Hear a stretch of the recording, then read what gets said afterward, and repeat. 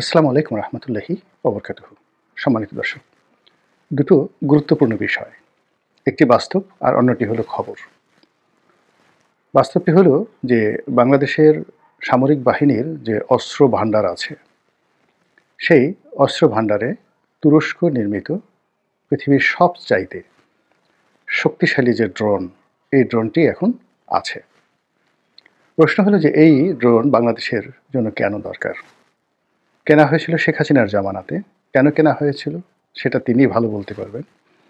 কিন্তু শেখ হাসিনা পরবর্তী বাংলাদেশে এই ড্রোনের যে গুরুত্ব, বাংলাদেশের অন্য যে কোনো সামরিক যে সরঞ্জামাদি রয়েছে সেগুলোর চাইতে এগুলোর গুরুত্ব এখন কেবল বাংলাদেশের ভিতরে নয়, বহির্বিশ্বে নিদারুণভাবে আলোচিত হচ্ছে।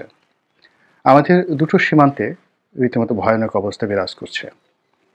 বাংলাদেশের সঙ্গে মায়ানমারের প্রায় যে ২০০ কিলোমিটারের অধিক, ২৭০ কিলোমিটার যে সীমান্ত রয়েছে, এই সীমান্তটি এখন আমাদের জন্য একটি মৃত্যু ফাঁদ।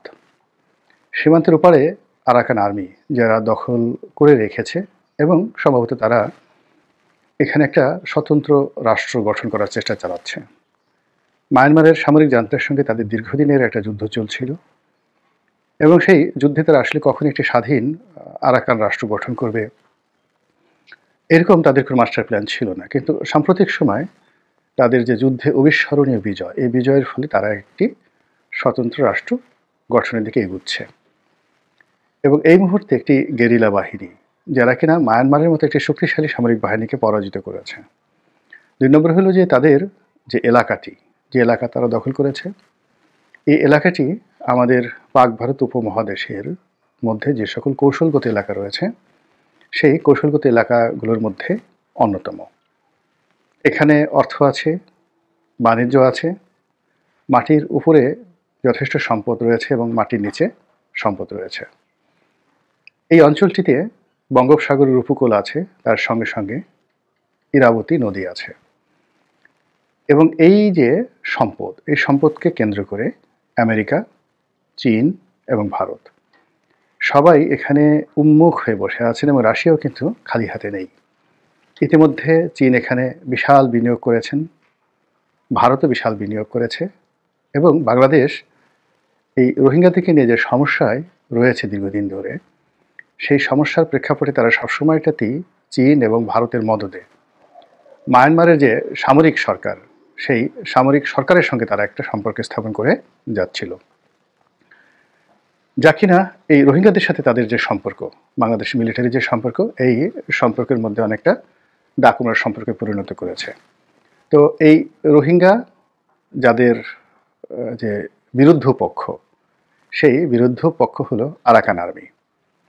এরা বৌদ্ধ ধর্মাবলম্বী এবং উগ্র বৌদ্ধ ধর্মাবলম্বী এবং এরাই মূলত এই বাংলাদেশে যারা রোহিঙ্গা রয়েছে তাদেরকে তাড়িয়ে দিয়েছে সেখান থেকে। আবার বাংলাদেশে যে সকল রোহিঙ্গারা রয়েছেন তাদের সঙ্গে সবসময় নেপিদে, অর্থাৎ রাজধানীতে যাদের হাতে ক্ষমতা, মায়ানমারের যে সামরিক জান্তা এবং যাদের সঙ্গে ভারতের সম্পর্ক ভালো, যাদের সঙ্গে চীনের সম্পর্ক ভালো, তাদের সঙ্গে এই বাংলাদেশে আশ্রয়প্রাপ্ত রোহিঙ্গাদের একটা ভালো সম্পর্ক প্রথম থেকে রয়েছে। এবং সর্বশেষ যে রক্তক্ষয়ী যুদ্ধ হয়েছে আরাকান আর্মির সঙ্গে এবং মায়ানমারের সামরিক জান্তার সঙ্গে, এই যুদ্ধে বাংলাদেশে যারা আশ্রয় নিয়েছে রোহিঙ্গা তাদের একটা বিরাট গ্রুপ এবং একই সঙ্গে তাদের যারা আত্মীয় স্বজন এখনও যারা রয়েছেন প্রায় ৭ থেকে ৮ লাখ রোহিঙ্গা মূল ভূখণ্ডে আরাকান রাজ্যে, তারাও কিন্তু এই আরাকান আর্মির বিরুদ্ধে যুদ্ধ করেছে। বাংলাদেশে যারা সামরিক বিশেষজ্ঞ তারা গত ১.৫-২ বছর ধরেই বিভিন্নভাবে শেখ হাসিনা সরকারকে, আবার এই জমানাতে ইউনূস সরকারকে নানাভাবে বুদ্ধি দিয়েছে, পরামর্শ দিয়েছে আরাকান আর্মির সঙ্গে একটি যোগাযোগ স্থাপনের জন্য, যেটি করা হয়নি। না করার কারণে যখন তারা বিজয়ী হয়ে গিয়েছে, এখন তারা বাংলাদেশের পরিবর্তে বাংলাদেশের বিরুদ্ধে যে সকল শক্তি রয়েছে, সেটা ভারত হোক, চীন হোক কিংবা আমেরিকা হোক, তাদের ক্রিয়ানক হিসেবে তারা এখন কাজ করছে। এবং এই প্রেক্ষিতে আমাদের হাতে যে ড্রোনগুলো রয়েছে, সেই ড্রোনগুলো আমাদের রক্ষা কবচ হিসাবে সীমান্তে খুবই গুরুত্বপূর্ণ ভূমিকা পালন করছে। কারণ হলো এই ড্রোনের আক্রমণ এবং এই ড্রোনকে মোকাবেলা করা, এর কোনোটাই আরাকান আর্মিতে দূরের কথা মিয়ানমারের সেনাবাহিনীরও নেই। আবার অপর প্রান্তে ভারত এত বড় শক্তিশালী একটি রাষ্ট্র, যে রাষ্ট্রের পারমাণবিক শক্তি রয়েছে, বিমান যুদ্ধে তাদের অবিস্মরণীয় সক্ষমতা রয়েছে এবং তাদের সেনাবাহিনীর যে আকার আকৃতি আমাদের সেটা অনেক অনেক বেশি, কিন্তু সেখানেও সাম্প্রতিক সময় যে যুদ্ধাবস্থা বিরাজ করছে এবং এখন রাজনীতি, অর্থনীতি এবং কূটনীতি এই ৩টি মিলিয়ে ভারতের সঙ্গে সম্পর্কটা এমন একটা পর্যায়ে চলে এসেছে, এই সম্পর্কের প্রেক্ষিতে অর্থাৎ এখন যে অবনতিমূলক সম্পর্ক, সেটির প্রেক্ষিতে যেকোনো সময় একটা রক্তক্ষয়ী কাণ্ড এখানে ঘটে যেতে পারে। সেটা সাময়িকভাবে হোক, দীর্ঘমেয়াদে হোক, কিংবা একেবারে সার্জিক্যাল স্ট্রাইক পর্যায়ে হোক না কেন। তো সেটা এখন হয়ে যাওয়ার পর্যায়ে রয়ে গেছে এবং এটি কেন জানি অনিবার্য হয়ে পড়েছে ইতিহাসের আলোকে। ইতিহাস বলতে গেলে অনেক লম্বা হয়ে যাবে। অনেক দর্শক যারা আমার শুভানুধ্যায়ী তারা আমার আলোচনা শুরু করার সঙ্গে সঙ্গে বলেন যে ভাই এখানেই থামেন, আর মুঘল আমলে যাইয়েন না, কিংবা 1000 বছর আগে কোনো ইতিহাসের প্রসঙ্গ টানবেন না। তো এই জন্য আজকের এই ভিডিওতে মূলত কোনো ঐতিহাসিক প্রেক্ষাপটে গেলাম না যে কেন এই যে ভারতের সঙ্গে আমাদের যে সম্পর্ক, এই সম্পর্কটি এই সময়টিতে এসে ইতিহাসের সবচেয়ে সন্ধিক্ষণে প্রকৃতির একটা জাতাকলের মধ্যে পড়ে গিয়েছে। বাস্তবতা হলো যে এখন ভারতের সঙ্গে আমাদের যে সমস্যাগুলো চলছে, এই সমস্যাগুলো নিয়ে আমাদেরকে ভাবতে হবে, এই সমস্যাগুলো আমাদেরকে মোকাবেলা করতে হবে এবং এই সমস্যার আলোকে মিলিটারি পয়েন্ট অফ ভিউ, সামরিক যে দৃষ্টিকোণ রয়েছে সেখান থেকে যেটি গুরুত্বপূর্ণ সেই ব্যবস্থাগুলো নিতে হবে, তার সঙ্গে সঙ্গে জনমত গঠন করতে হবে এবং একই সঙ্গে কূটনৈতিক তৎপরতা চালাতে হবে। এবং মায়ানমার সীমানায় যেভাবে এই যে ড্রোনগুলো, যে নতুন ড্রোনগুলো তুরস্ক থেকে কেনা হয়েছে, এই ড্রোনগুলো এখন ভারত সীমানায় উড়ানো হয়েছে কয়েকবার এবং এই ড্রোনগুলো দেখে দিল্লির মাথা খারাপ হয়ে গিয়েছে।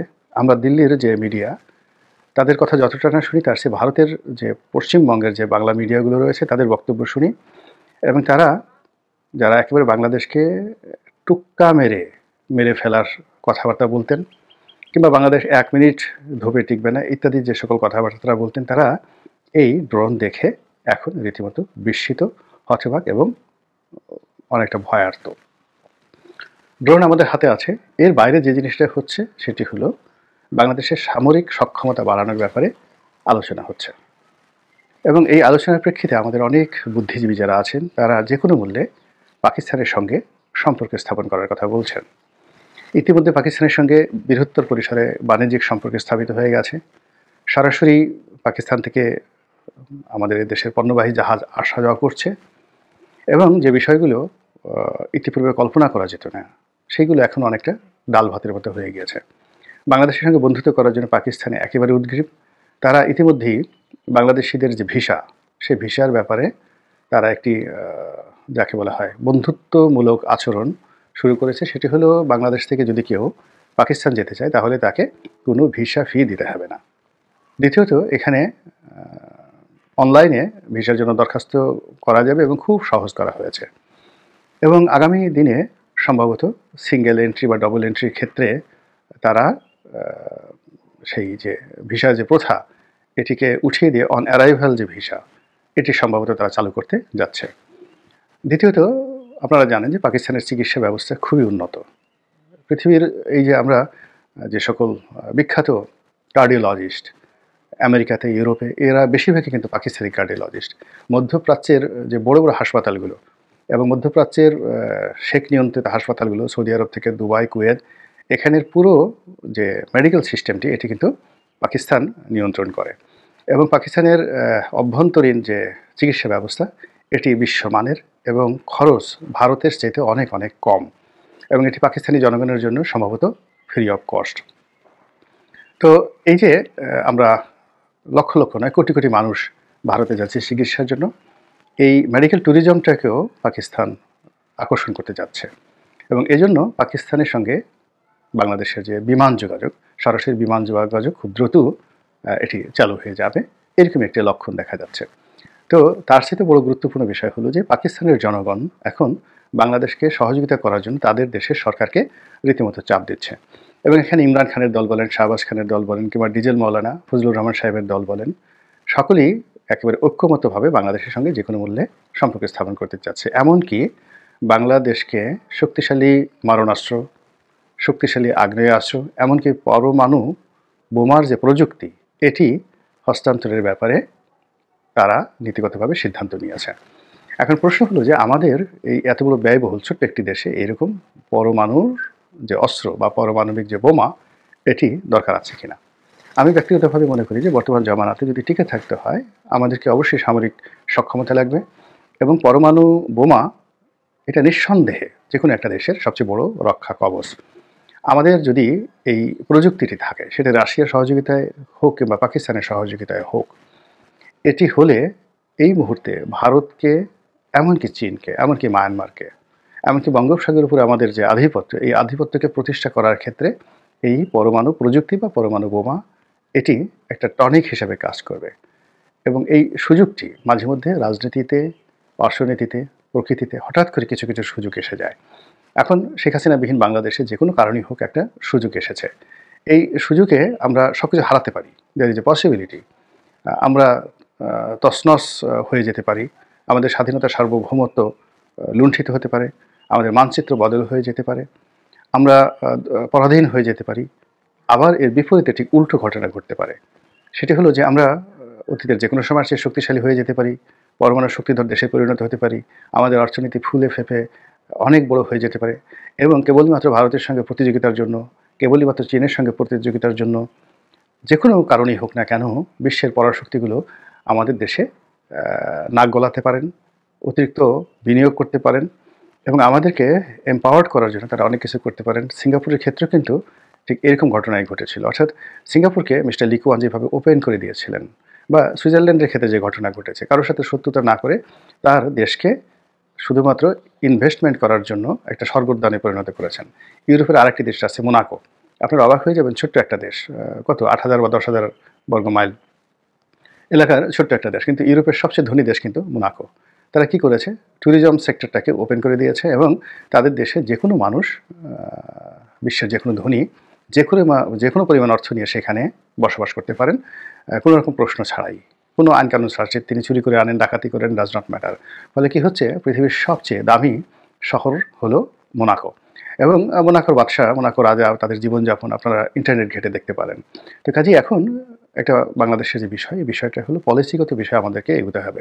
পরিশ্রম করে 18 কোটি মানুষ পরিশ্রম করে আমরা হয়তো 5% to 10% আমাদের ভাগ্যের উন্নয়ন ঘটাতে পারবো, কিন্তু প্রযুক্তির মাধ্যমে এবং নীতিগত সিদ্ধান্তের মাধ্যমে এবং কোনো কিছু অর্জনের মাধ্যমে আমরা অনেক বড় কিছু হয়ে যেতে পারি। পৃথিবীর অনেক কৌশলগত রাষ্ট্র আছে, যেমন ধরেন জর্ডানের কথা চিন্তা করেন, ইসরায়েলের কথা চিন্তা করেন, সিঙ্গাপুরের কথা চিন্তা করেন। তারা মাত্র তাদের যে ভৌগোলিক অবস্থানকে ব্যবহার করে তারা তাদের রাষ্ট্রের যে কাঠামো, যেভাবে কাঠামোতে পরিবর্তন এনেছে এবং যেভাবে সব কিছু তারা আমূল পরিবর্তন ঘটিয়েছে সব কিছুতে, যা কিনা এই চলমান বিশ্বে একটা নতুন ইতিহাস তৈরি করেছে। তো বাংলাদেশ যদি এই সুযোগটিকে কাজে লাগাতে পারে, একেবারে বাঁচলে গাজী, আর যদি কাজে না লাগাতে পারে তাহলে মরলে শহীদ হবে কিনা সেটা এখনও বলা যাচ্ছে না। আল্লাহ আমাদের সবাইকে হেদায়েত দান করুন। আসসালামু আলাইকুম ওয়া রাহমাতুল্লাহি ওয়া বারাকাতুহু।